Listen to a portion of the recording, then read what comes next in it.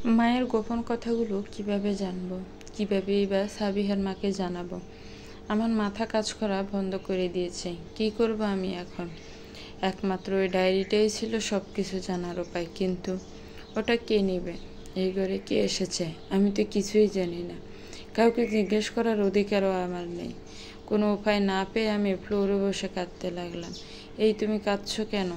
কি হয়েছে তোমার আবার? তুমি কি শুধু কান্নাই করো? মায়ের কথা মনে পড়ছে নাকি ক্ষুধা লেগেছে? সামনে তাকিয়ে দেখলাম সাব্বির দাঁড়িয়ে আছে। আমি হতাশ গলায় বললাম, আমার খুব দামি একটা জিনিস হারিয়ে গিয়েছে, তাই আমি কাঁদছি। কি হারিয়েছে তোমার? একটা ডায়েরি নাকি? আমি অবাক হয়ে ওকে জিজ্ঞেস করলাম, তুমি কি করে জানলে? আরে ওটা তো হারায়নি, আমি নিয়েছি। উপরে প্রজাপতির স্টিকার লাগানো ছিল তো, আমার অনেক ভালো লেগেছে। আমি একটা প্রজাপতি উঠিয়েছি। তুমি রাগ করবে না তো? আচ্ছা দাঁড়াও, আর কেঁদো না, আমি এক্ষুনি এনে দিচ্ছি তোমাকে। আমি এতক্ষণে যেন হাঁপ ছেড়ে বাঁচলাম। যাক, হারায়নি তাহলে। কিছুক্ষণ পরেই সাব্বির ছুটে এসে আমাকে ডায়েরিটা ফেরত দিল। আমি দু হাতে আগলে নিলাম সেটাকে। আমি মুচকি হেসে ওকে বললাম, তোমাকে অনেক ধন্যবাদ। তুমি রাগ করোনি তো? শোনো, আমি না ডায়েরিটার একটা সাব্বির মা ডাকছে, দুপুরে খেয়ে ঘুমোবে, চলো। সাবিহার কথায় আমরা দুজনেই দরজার দিকে তাকালাম। সাব্বির কি বলছিল তা শোনা হলো না। সাব্বির বাধ্য ছেলের মতো বোনের হাত ধরে চলে গেল। সাবিহা আমাকে এখনো মেনে নিতে পারিনি, না পারাটাই স্বাভাবিক। আমাকে বলেছে আমি যেন স্কুলে বেশি ঘোরাঘুরি না করি। আমাদের চেহারা যেহেতু প্রায় একই রকম, তাই সবাই হয়তো ওকে প্রশ্ন করবে আমার ব্যাপারে। আমি ব্যাপারটা বুঝেছি। ওর জায়গায় যে কেউ এসবই বলবে, এমনকি আমিও হয়তো এটাই করতাম। কেউ উড়ে এসে জুড়ে বসতে চাইলেই তাকে সুযোগ দিব কেন? সাগরিকার মেজাজ খুব খারাপ। একে তো মনটা খারাপ, তার উপর তার মায়ের কথাগুলো। এখন আবার সাব্বিরও ঘুমোতে চাইছে না। সব কিছু মিলিয়ে নিজেকে পাগল পাগল লাগছে তার। সহ্য করতে না পেরে সাব্বিরের গালে একটা থাপ্পড় লাগিয়েছে। কাঁদতে কাঁদতে সাব্বির ঘুমিয়ে পড়লেও সাগরিকের ভীষণ খারাপ লাগছে। নিজের রাগটা বাচ্চা ছেলেটার উপর দেখালো না, এমন করা উচিত হয়নি তার। নিজের বলতে এখন তার আছে কি? দুই সন্তান ছাড়া। সাব্বিরের কপালে চুমু খেয়ে ওর ঘর থেকে বের হওয়ার সময় লক্ষ্য করলো সাব্বিরের পড়ার টেবিলের উপর একটা বাটি, বাটি ভর্তি পানি, তার উপর একটা কাগজ নৌকা ভাসছে। সাগরিকা ভালো লাগলো ব্যাপারটা। সাব্বির অনেক ক্রিয়েটিভ একটা ছেলে, কাগজ দিয়ে হাবিজাবি অনেক কিছু বানিয়ে ফেলতে পারে। সাগরিকা পানি ভর্তি বাটি আর নৌকা নিয়ে কিচেনের দিকে গেল। পানি বেসিনে ফেলে দিয়ে নৌকাটাও ময়লা জুড়িতে ফেলে দিতে গিয়ে লক্ষ্য করলো ভিতরে কিছু লেখা আছে, বেশ সুন্দর হাতের লেখা। সাগরিকা ভাবলো হয়তো সাবিয়া, তাই নৌকার বাজ খুলতে খুলতে সাবিয়ার রুমের দিকে যেতে লাগলো। কিন্তু এ কি? এটা তো একটা চিঠি। সাবিহার লেখা নয়, অন্য কারো। কাগজটা প্রায় ভিজেই গেছিল। সাগরিকা হন্তদন্ত হয়ে রুমে এসে ফ্যান ছাড়লে কিছুক্ষণের মধ্যেই কাগজটা শুকিয়ে যায়। সাগরিকা চিঠিটি পড়তে শুরু করে। প্রিয় সতীন আমার, আশা করি ভালো আছেন। যদিও জানি যে ভালো নেই আপনি, ভালো থাকার কথাও না। মায়া গিয়ে হয়তো বা আপনার সাজানো সংসারটা এলোমেলো করে দিয়েছে। আপনি অনেক ভাগ্যবতী, জানেন তো, খুব ভাগ্যবতী। এই চিঠিটা যখন আপনি পড়ছেন তখন আমি এই পৃথিবীতে নেই। মায়া হয়তো আপনাকে ডায়েরিটা দিয়েছে। মায়া তো আর জানতো না যে আমি সবার জন্য আলাদা চিঠি রেখেছি। মায়া আর আমাদের স্বামীর জন্য না, ভুল বললাম, আপনার স্বামীর জন্য আলাদা চিঠি আছে। দয়া করে আপনি তাদেরকে তাদের চিঠিগুলো দিয়ে দিবেন। আপনার হয়তো শুনতে খারাপ লাগবে, কিন্তু আমি আপনার স্বামীকে ভালোবাসি। আমার জীবনের প্রথম ভালোবাসা সে। যখন তাকে ভালোবাসলাম তখন জানতাম না যে সে বিবাহিত। যখন জানতে পেরেছি ততদিনে অনেক দেরি হয়ে গেছে। আমি পুরোপুরি তাকে ভালোবেসে ফেলেছিলাম, কিন্তু সে ভালোবেসেছে আপনাকে। আপনার জন্য নিজের পরিবারকে ছেড়ে এসেছে। এটাই প্রথমে শুনেছিলাম, কিন্তু পরে শুনেছি ব্যাপারটা আলাদা। মায়ার জন্মটা কিভাবে সেটা আমি চিঠিতে বলতে পারবো না। দয়া করে আপনি ডায়েরিটা পড়ে নেবেন। আপনার স্বামী কোনো দোষ নেই, সব দোষ আমার। আমার সামান্য একটা ভুলে আমাদের জীবন নষ্ট হয়ে গেছে। তবে যেহেতু আমার ভুলেই আমার জীবন নষ্ট হয়েছে, তাই আমি আমার মেয়েকে নিয়েই সুখী ছিলাম। আপনার স্বামী আমাদের টাকা পয়সা দিয়ে সাহায্য করেছে, এই অনেক। বেচারা অনেক ভয়ে ভয়ে থাকতো, আপনাকে হারানোর ভয়।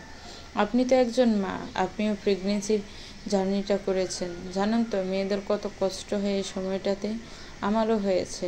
আমার কাছে এমন কেউ ছিল না যে আমাকে একটু ভরসা দিত। আমি আমার মায়ের কাছেই ছিলাম, কিন্তু সে শুধু আমার দায়িত্বই পালন করেছিল, আমাকে ভালোবাসেনি। কারণ আমার ভুলের কারণে আমি তখন নিজের জন্মদাত্রী মায়ের কাছেও ঘৃণার পাত্র ছিলাম। রাতের আধারে মায়াকে জন্ম দিয়েছিলাম, হাসপাতালে যাওয়ার ও উপায় ছিল না। আমার স্বামী তখনও আসেনি। সে এসেছিল টানা 14 দিন পর। আমি তখন মোটামুটি সুস্থ। মেয়েকে নিয়ে তার কোনো আহ্লাদ ছিল না। সে এমন কোনো সন্তানের বাবা হতে চায়নি যার মা আপনি নন। কত কষ্ট করে মায়াকে এত বড় করেছি আমি নিজেই জানি। আপনি যখন প্রথমবার প্রেগনেন্ট হলেন আমি দূর থেকে দেখেছিলাম তার ব্যস্ততা। প্রায় প্রতি মাসে আপনাকে ডাক্তারের কাছে নিয়ে যেতে দেখেছি। আপনার মেয়ে সাবিহার জন্মের সময় হাসপাতালের করিডোরে তারা পাগলের মতো ছুটাছুটি করতে দেখেছি। আপনার অবস্থা কিছুটা খারাপ ছিল। সে আপনাকে চেয়েছিল, বলেছিল আমার সাগরিকার যেন কিছু না হয়। তারপর যখন আল্লাহর দয়ায় দুজনেই সুস্থ ছিলেন, তখন মেয়েকে নিয়ে তার আবেগ আর ভালোবাসা ছিল দেখার মতো। জানেন, আমার নিজের জন্য একটুও খারাপ লাগেনি। খারাপ লেগেছে নিজের মেয়ের কথা ভেবে। আমি না হয় ভুল করেছিলাম, কিন্তু যেভাবেই হোক মেয়েটা তো ওনারই ছিল। কিন্তু পরক্ষণেই ভেবেছিলাম আমাকে উনি ধর্মীয়ভাবে সম্মান দিয়েছেন, তাই তো অনেক। না হলেও তো আমার মেয়ে সমাজের কাছে জারজ হিসাবে গণ্য হতো। আপনি কিন্তু আমাকে চিনেন, এর আগেও কয়েকবার দেখা হয়েছিল। আমাকে আপনার নাচানেরই কথা। একদিন আপনার ভার্সিটিতে গিয়ে আপনার ক্যান্টিনে বিল মিটিয়েছিলাম। আপনি আমাকে অনেক ধন্যবাদ দিয়েছিলেন, বলেছিলেন আমি নাকি মহান, আমার মতো মানুষ হয় না। আমি আসলে আপনাকেই দেখতে গিয়েছিলাম। আপনি আমার চাইতে আহামরি কিছু ছিলেন না। মানতে পারছিলাম না যে আমি যাকে ভালোবাসি তার সাথে আপনি ততদিনে বিবাহ বন্ধনে জড়িয়ে গেছেন। আমার বারবার মনে হয়েছে আপনি ওনার যোগ্য না। ওনার পাশে আমার কাছে আপনাকে বেমানান মনে হয়েছে। আরও একবার দেখা হয়েছিল, তখন মায়ার 6 বছর, মাথা ফেটে গিয়েছিল। আপনি সাবিহাকে নিয়ে হাসপাতালে এসেছিলেন। মায়ের অনেক ব্লিডিং হচ্ছিল, ব্লাডের প্রয়োজন ছিল, মনে আছে কি? আপনি সেদিন আমার মেয়েকে রক্ত দিয়েছিলেন। আমাকে চিনতে পারেননি, কারণ ততদিনে স্মার্ট আমি এক পরহেজগার মানুষে পরিণত হয়েছি। পরনে ছিল আমার বোরকানিকা। সেদিন আমি আপনার দুহাত জড়িয়ে বলেছিলাম আপনি মহান, আপনার মতো মানুষ হয় না। কিন্তু আজব দুনিয়া, তাই না? আমি আপনাকে সবার সামনে ছোট করতে আপনার বিল দিয়েছিলাম, যদিও ক্যান্টিনের মালিককে আমি টাকা খাইয়ে আপনাকে অপমান করতে উস্কেছিলাম। আবার আমি আপনাকে টাকা দিয়ে সাহায্য করেছিলাম, আর আপনি নিঃস্বার্থভাবে আমার মেয়েকে রক্ত দিয়েছিলেন। আমি চেয়েছিলাম আপনার স্বামীর সাথে সংসার করতে, আপনাকে সরিয়ে দিতে, কিন্তু আল্লাহর ইচ্ছা হয়তো আলাদা ছিল, তাই আমাকে তার থেকে আলাদা করে দিয়েছেন। আমি একা থাকলে হয়তো সব কিছু আলাদা হতো, কিন্তু আমার মাঝে মায়া ছিল, ওকে আমি ফেলতে পারিনি। ওর তো কোনো দোষ ছিল না। আমার ভুলের জন্য আমি একটা নিষ্পাপ প্রাণকে তো হত্যা করতে পারি না, সেই অধিকার তো নেই আমার। আমি আপনার স্বামীকে নিজের করতে পারিনি, তবে তার অংশ তো আমার সাথে ছিল। আমার খুব কঠিন একটা অসুখ হয়েছিল, আমি জানতাম আমি বাঁচব না। আমার মা চেয়েছিল মায়াকে তাদের কাছে নিয়ে যেতে, কিন্তু মায়ের ইচ্ছে ছিল একটা পরিবার, মা, বাবা, ভাই বোন নিয়ে থাকবে সে। আমার কাছে ভাই বোনের আবদার করতোই, কিন্তু এটা তো অসম্ভব ছিল। আমাদের মাঝে তো কোনো সম্পর্কই ছিল না। আপনাদের তো 2টো বাচ্চা আছে, ওর ভাই বোনের আশা পূরণ হবে। আমি জানি মায়াকে মেনে নিতে আপনার সময় লাগবে, তবুও আমি অনুরোধ করছি আপনাকে, ওকে ভালো না বাসলে ওকে একটু ভালো রাখবেন। আমি মা হিসাবে আপনার কাছে অনুরোধ করছি। আমার মেয়ে 22 বছর বয়সে পা দিলে তাকে ডায়েরিটা পড়তে দিয়েন, তার আগে না। আমি চাই না আমার মেয়ে আমার কারণে লজ্জিত হোক এত অল্প বয়সে। ওর খুব শখ, ও ডাক্তার হবে। আপনি দয়া করে ওকে সেই সুযোগটা ওকে দিয়েন। আমি জানি আপনার কাছে থাকলেও অনেক ভালো কিছু জানবে, শিখবে, কারণ আপনি অনেক ভালো একজন মানুষ, আমার চাইতেও ভালো। আপনি ওর মা হবেন। কথাই বলে না, মা ভালো তো মেয়ে ভালো। আমি চাই না আমার মেয়ে আমার মতো খারাপ মায়ের পরিচয়ে বেড়ে উঠুক। আপনার স্বামী সারাটা জীবন আমার জন্য ভয়ে থেকেছে, কবে আপনি জেনে যাবেন এই ভয়ে। এখন আর ভয় পেতে হবে না। তাকে বলবেন আমাকে ক্ষমা করতে, আপনিও আমাকে ক্ষমা করবেন, যদিও আমি ক্ষমার অযোগ্য।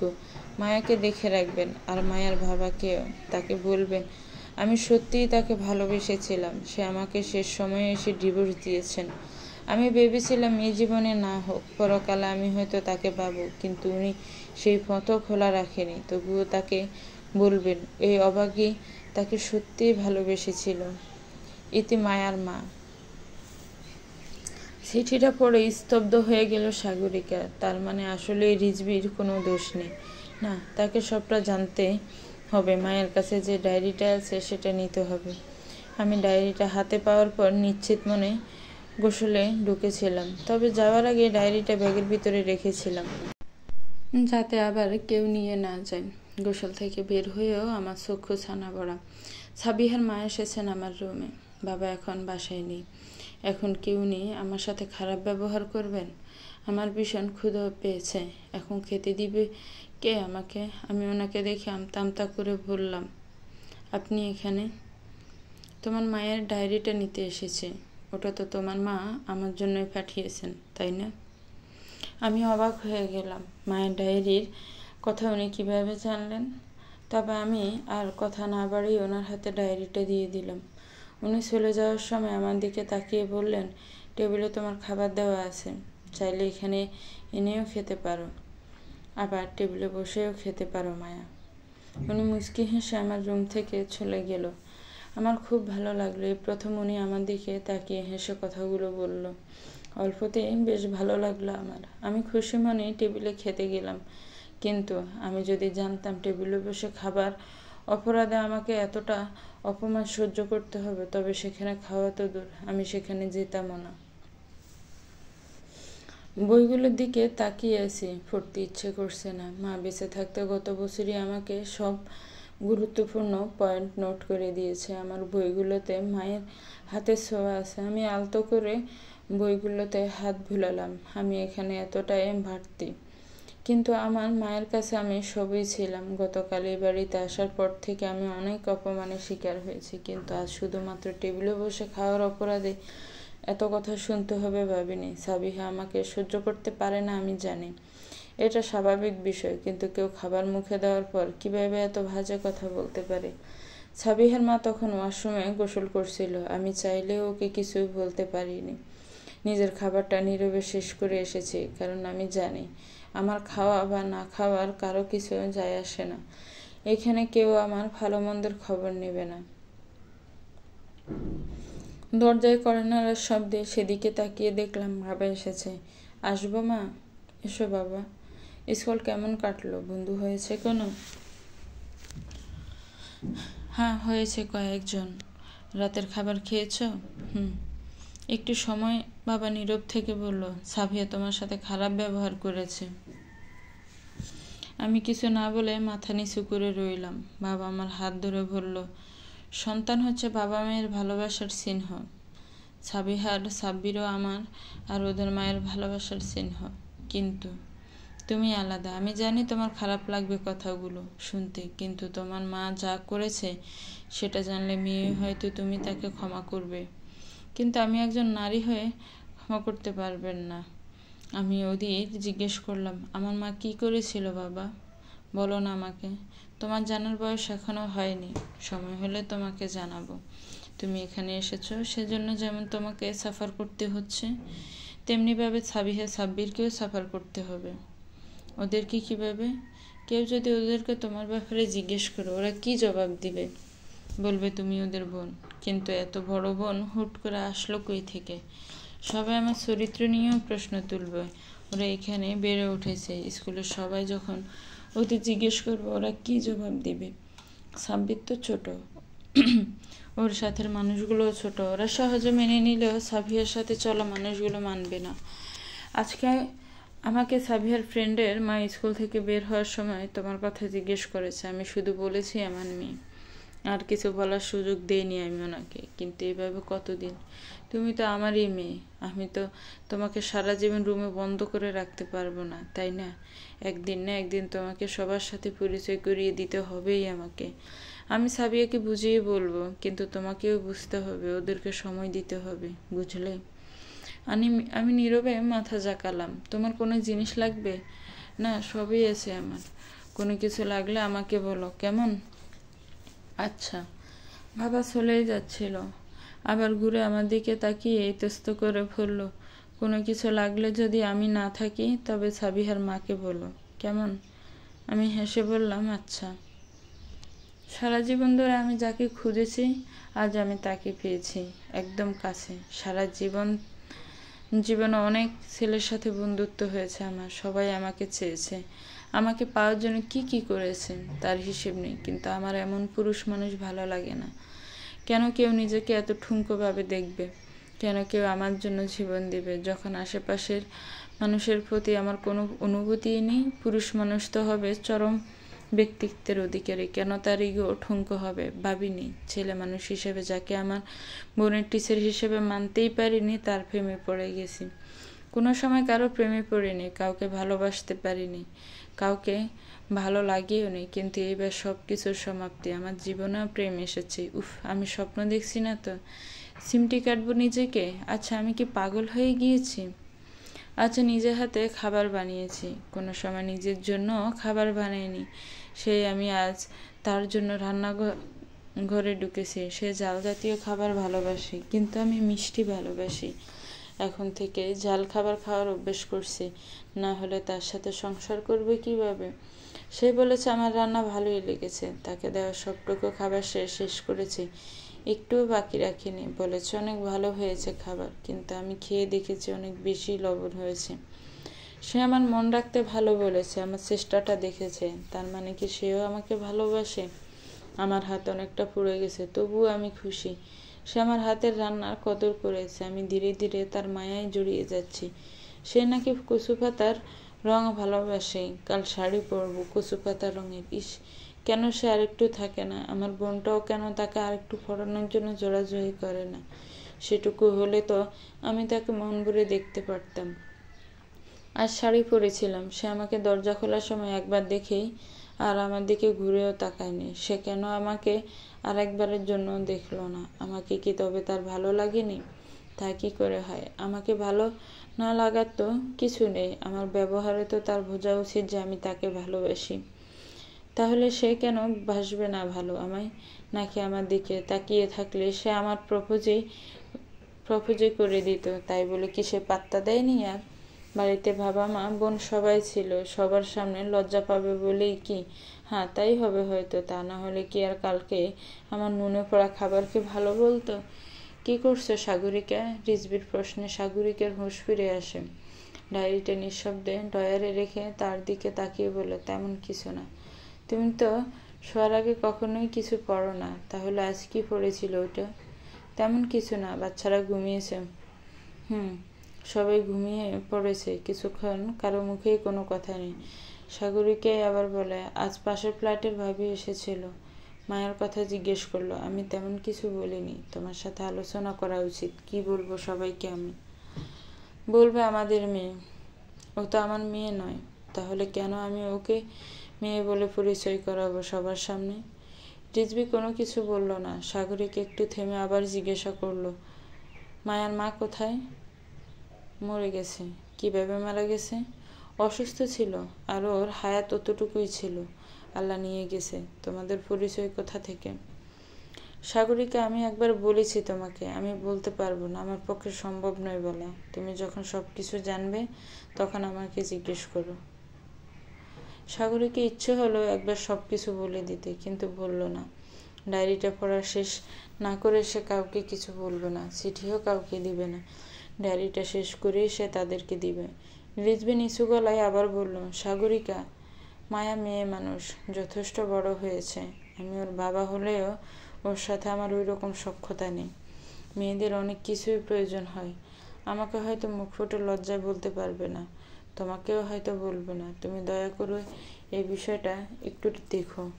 সাগরিকা বুঝতে পারলো রিজি কি বোঝাইতে চাইছে। সেও মাথা নেড়ে শুয়ে পড়ল। তাদের দুজনের মাঝে মাত্র কয়েক ফুটের দূরত্ব, কিন্তু মনের দিক থেকে যোজন যোজন দূরত্ব। মায়া, তোমার মা কি করেন? বান্ধবী হিসাব কথা আমি মাথা নিচু করে বললাম, উনি মারা গেছেন কিছুদিন আগে। আমি দুঃখিত, তোমাকে কষ্ট দিতে চাইনি, কিন্তু তোমাকে আজকে যাদের সাথে আসতে দেখলাম ওরা তোমার কি হয়? আমার বলতে খুব লজ্জা লাগছিল, কিন্তু যেহেতু সে আমার বান্ধবী তাই একদিন না একদিন জানতেই পারবে। তাই মাথা নিচু করে আবার উত্তর দিলাম, ওরা আসলে আমার সৎ ভাই বোন। মানে তোমার বাবা দুটো বিয়ে করেছে? তোমার বাবা সাবিহার বাবা, তার মানে একজনই? তুমি সাবিহাকে চিনো? চিনবো না কেন? সাবিহা অনেক ব্রাইট একটা স্টুডেন্ট, ওকে সবাই চিনে। সেই সুবাদে ওর বাবা মাকেও চিনি, কিন্তু আমি তো ওর বাবাকে ভালো মানুষ ভেবেছিলাম, কিন্তু এখন তো দেখছি উনি সম্পূর্ণ আলাদা। তুমি ভুল ভাবছ। আমার বাবা অনেক ভালো একজন মানুষ। আমার মা আর বাবার মধ্যে কেমন সম্পর্ক ছিল আমি জানি না, কিন্তু মৃত্যুর আগে মা বলে গেছে মায়ের জন্য সব কিছু হয়েছে। প্লিজ আমার বাবাকে নিয়ে খারাপ কিছু বলো না, ওকে? কিন্তু এটা বলো তো, তোমার মা তোমার বাবার প্রথম স্ত্রী নাকি দ্বিতীয়? আমি মাথা নিচু করে জবাব দিলাম, দ্বিতীয়।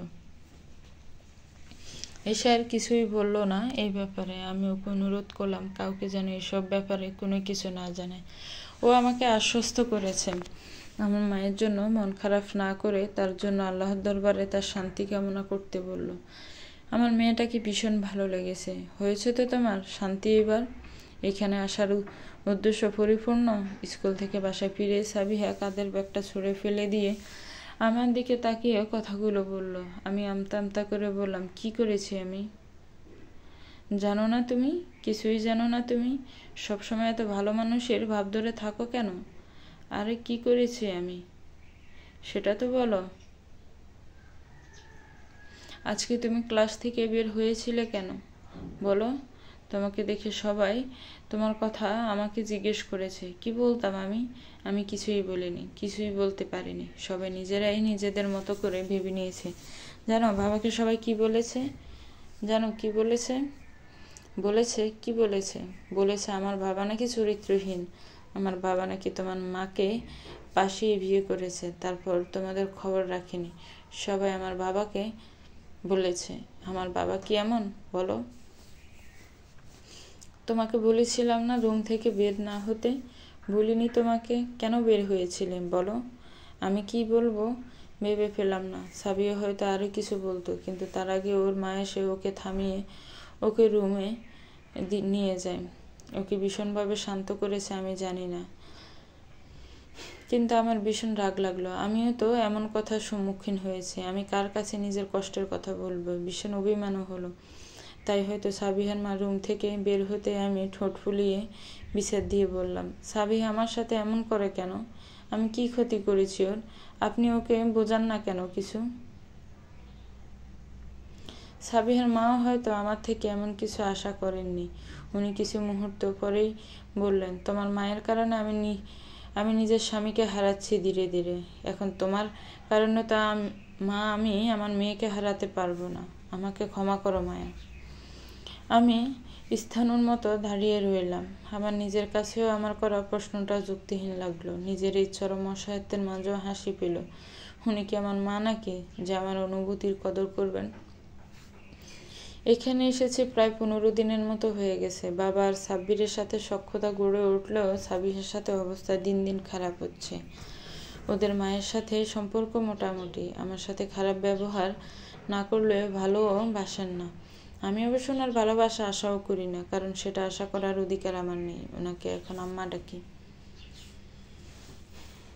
রাতে ঘুমানোর প্রস্তুতি নিচ্ছিলাম। বাবা রুমে এসে বলল, মায়া, কালকে আমি তোমার মামুনি আর সাব্বিরকে এক জায়গায় যাব। তুমি আর সাবিহা বাসায় থাকবে। কালকে যেহেতু শুক্রবার, তাই তোমাদের স্কুলও নেই। তোমরা বাসায় ভালো মতো থেকো। আমি সাবিহাকেও বলেছি, থাকতে পারবে তো? ভয় পাবে না তো? আমরা অবশ্য সন্ধ্যার দিকেই ফিরে আসব, সমস্যা নেই বাবা, আমরা ভয় পাবো না। সকালের দিকে বাবা মা চলে গেলে আমার ভয় লাগলো ভীষণ। আমাকে সাবিহাকে দেখাশোনা করতে বলেছে, কিন্তু ও তো সবাই যাওয়ার পরই দরজা বন্ধ করে দিয়েছে। ওর খেয়াল রাখবো কীভাবে? 10টার দিকেই অবশ্য আমার ভয় পাওয়াটা সত্যিকে রূপে নিল। সাবিয়ার রুম থেকে সাফা কান্নার আওয়াজ পেলাম। আমি বারবার ওর দরজার কাছে গিয়ে ডাকলে ও সাড়া দিল না। আমার ভীষণ ভয় লাগলো। একসময় ও বলল, থেকো এখন তুমি এই বাসায়, ভালো মতো থেকো, আমি তো মরেই যাব। আল্লাহ আমাকে নিয়েই যাবে, এখন আর তোমাকে কেউ কিছু বলবে না, আরামে থেকো তুমি। এতটা আতঙ্কিত আমি কখনোই হইনি। আমি কি করব বুঝে উঠতে পারছিলাম না। যদি সাবিহা উল্টাপাল্টা কিছু একটা করে তবে কি হবে? বাবাকে আমি কি জবাব দিব? ওর মাকে কি বলবো? আর নিজেই বা বা কিভাবে ক্ষমা করব? এখানে যা হচ্ছে সব কিছুই তো আমার জন্যই হচ্ছে। এতটা আতঙ্কিত আমি হইনি। আমি কি করব বুঝে উঠতে পারছিলাম না। যদি সাবি উল্টাপাল্টা কিছু একটা করে তবে কি হবে? বাবাকে আমি কি জবাব দিব?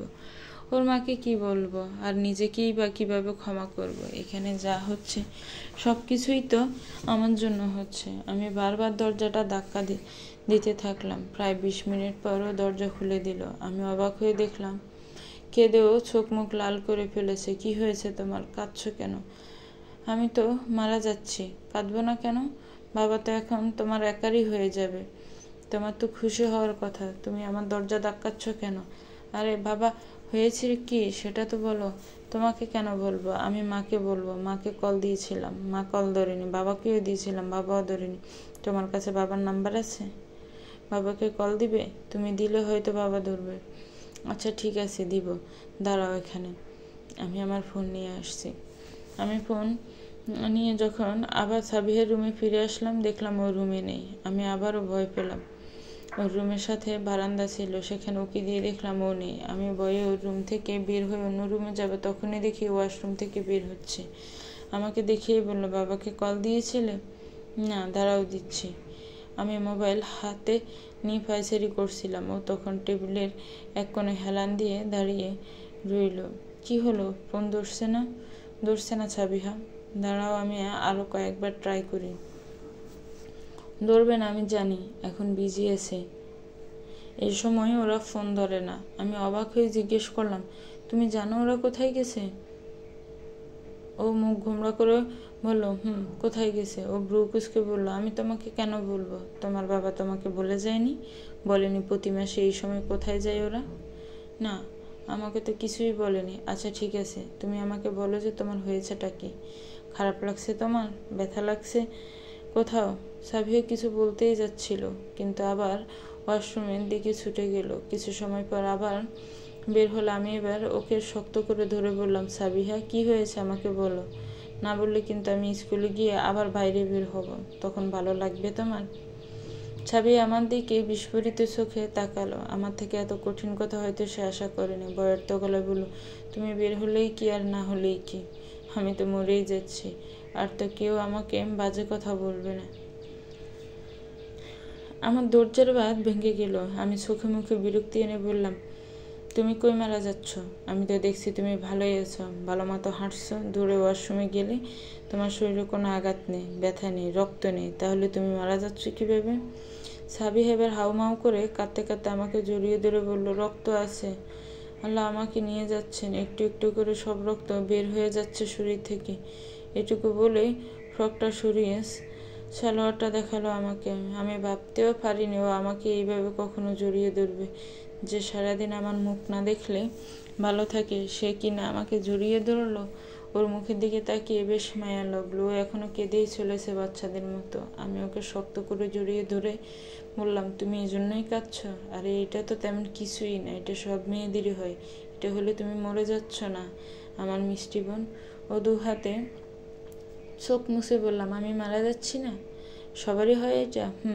তুমি বইয়ে পড়নি? মেয়ের একটা নির্দিষ্ট সময়ের সম্মুখীন হয়, একে পিরিয়ড বলে। তোমার মা তোমাকে কিছু বলেনি এই ব্যাপারে?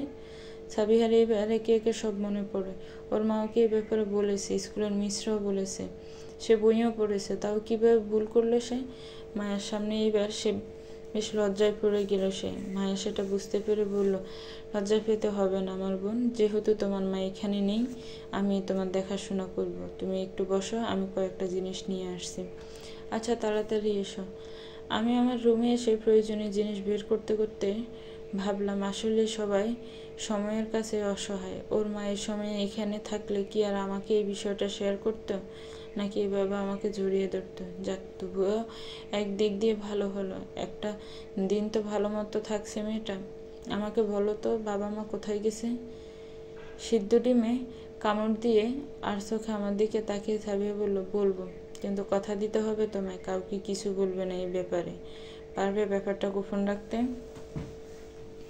আমার মনে খানিক সন্দেহ উকি দিল, তবু আমি মাথা নেড়ে বললাম, আচ্ছা ঠিক আছে, বলবো না কাউকে। প্রমিস? পাক্কা প্রমিস? সাবিহা তবুও কিছুক্ষণ চুপ করে থেকে বলল, আসলে সাব্বির আমাদের মতো স্বাভাবিক না, ওর মাথায় কিছু সমস্যা আছে। মানে? বুঝলাম না। মানে ও হচ্ছে কিছুটা বুদ্ধি প্রতিবন্ধী। আল্লাহ আল্লাহ, কি বলো এইসব? সত্যি? তুমি খেয়াল করনি ওর কথাবার্তা? আমার তো ওকে স্বাভাবিকই লেগেছে। কেউ এইভাবে বুঝতে পারে না, কিন্তু ওর কোনো বিষয় বুঝতে সময় লাগে। তবে ওর থেরাপি চলছে। ওকে বাচ্চাদের সাথে মিশতে দেওয়া হয়, স্বাভাবিক বাচ্চাদের সাথে থেকেও ওদের মতো স্বাভাবিক আচরণই করে, কিন্তু পিছিয়ে পড়ে সবার থেকে। যেমন সাবিয়া আমার দিকে কিছুক্ষণ তাকিয়ে থেকে বলল, ও আসলে তেমন কিছুই ভাবতে পারে না। ও যেটুকু অন্যের থেকে শুনে সেটুকু নিয়েই ভাবে। ওর বয়স 10 বছর, খুব বড় না হলেও খুব ছোটও নয় ও। যেমন ধরো, তুমি কোথা থেকে উড়ে এসে জুড়ে বসলে আমাদের বাসায়। আমি, মা, সবাই বাবা কেন আর কবে এমন করেছে সেটা ভাবছি। স্বাভাবিকভাবেই তোমাকে মেনে নিতে পারছি না। ও শুধু ভেবেছে বাবা ওকে ভালোবাসবে না। ওর কোনো এক বন্ধুর বাবা আরেকটা বিয়ে করে ওদের আর দেখে না, এটুকু জানে সে। আর চিন্তা এতটুকু, কিন্তু বাবা যে কি করেছে সেটা নিয়ে ওর মাথায় ব্যথা নেই। বুঝলে? বোঝাতে পারলাম? কিন্তু ওকে নিয়ে এখন কোথায় গেছে? ডক্টরের কাছে। আজকে ডাক্তারের সাথেও অনেক কথা বলবে, কোনো জিনিস শিখবে। ওর মতো আরও অনেকেই যায় সেখানে। আজকে বাসায় ফিরলেই বুঝবে নতুন কোনো একটা জিনিস নিয়ে ও বেশ আগ্রহী। কিন্তু এই বয়সের বাচ্চারা আসলে সেটা অনেক আগেই পার করে এসেছে। তবে হ্যাঁ, ও কিন্তু অনেক ক্রিয়েটিভ। হাতের কাছে কাগজ দিয়ে কিছু একটা পেলেই হলো, এটা ওটা কিছু একটা বানিয়ে ফেলবে। ওর গাঢ় দেখনি, অনেক জিনিস কাগজের, সবই ও বানিয়েছে। আমার খারাপ লাগলো ওর ব্যাপারে এইসব কথা শুনে। আমি শুধু বললাম, কিন্তু এটা কি কখনোই ভালো হবে না? জানি না, ধীরে ধীরে হয়তো হবে। মা ওর জন্য চাকরিটাও ছেড়ে দিল। সারাক্ষণ বাসায় ওকেই সময় দিতে হতো। এখন তো তবু নিজের কাজগুলো ব্যাপারে আমাদের বলতে পারে, আগে তাও পারতো না। আমার আর এই ব্যাপারে কথা বলতে ভালো লাগলো না, তাই সাবিয়াকে বললাম, কিছুক্ষণ ঘুমাও, রেস্ট নাও। আমি সাবিহার রুম থেকে বের হয়ে আসলাম। আবারও নিজেকে একা লাগতে শুরু করলো। আচ্ছা, সাব্বির যদি স্বাভাবিক মানুষ হতো, তবে কি আমাকে এইভাবে এত সহজে মেনে নিতে পারতো? হয়তো পারতো না। কলিং বেলের শব্দে ঘুম ভেঙে গেল। কে যেন পাগলের মতো কলিং বেল বাজাচ্ছে। আমি দরপড়ে উঠে দরজার দিকে ছুটলাম। লুকিং গ্লাস দিয়ে বাইরে তাকিয়ে দেখলাম বাবা আর আম্মা এসেছে। আমি তাড়াতাড়ি দরজা খুলে দিতে ওরা হুড়মুড়িয়ে রুমে ঢুকে পড়লো। আমাকে দরজার সামনে দেখতে পেয়ে বাবা আমাকে জড়িয়ে ধরে এসে বলল, সব ঠিক আছে মা? তুমি ঠিক আছো? সাবিয়া ঠিক আছে? এতগুলো প্রশ্ন আমি ব্যবসাকে খেয়ে গেলাম। এখনও ঘুমের রেশ কাটিনি। আমি চোখ চুলকাতে চুলকাতে বললাম, সবই তো ঠিক আছে, সাবিহাও ঠিক আছে, তোমরা এরকম করছো কেন? সাব্বির কই? ওকে আনুনি? সাবিহার মা ছুটে গেল ওর রুমে, গিয়ে দেখলো সাবিয়া ঘুমোচ্ছে। আবার বের হয়ে এসে বলল, তোমাদের এতগুলো কল পেয়ে যে ভয় পেয়েছিলাম, তারপর কত কল করলাম, ধরলে না কেন কেউ? আমরা ঘুমাচ্ছিলাম আম্মা, তাই হয়তো শব্দ শুনতে পাইনি। সরি, আমার জেগে থাকা উচিত ছিল। সাবিয়ার মা কিছু না বলে আবার সাবিয়ার রুমে গেল। সাবিয়াকে ডাকলেও কিছুক্ষণ পরেই উঠে গেল।